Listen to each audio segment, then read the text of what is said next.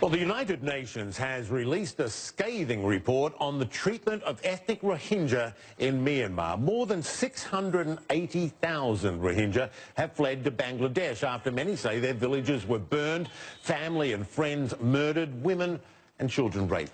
The UN Special Rapporteur on Human Rights says the actions allegedly committed there bear all the hallmarks of genocide.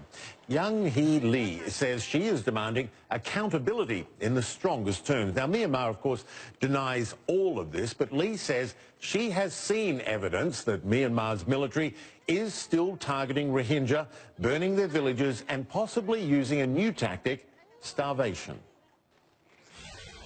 There appears to be a policy of forced starvation in place designed to make life in northern Rakhine unsustainable for Rohingya who remain.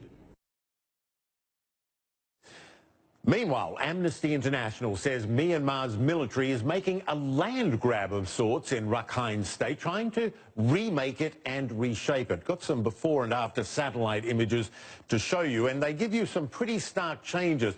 Now, you can see the before here on the left. That's where a burned village was. Now, on the right, exactly where that village was, you can see a number of new structures, and key to this, a couple of helipads as well. Hard to tell what these structures are. They look more like barracks than a village, though. Got another image to show you now, and you can see where villages were razed on the left, burned villages over there on the left of the screen, and a large area of farmland in the square right there. Now, on the right, these new structures were erected in the middle of that farmland. And again, guess what?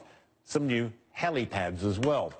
Amnesty says the reshaping of the region appears to be designed to hold more security forces and non-Rohingya, another deterrent, of course, to repatriating refugees who fled. So this is, for us, very clearly a militarization of northern Rakhine State. In many areas, the military are just grabbing land to build their own security force bases.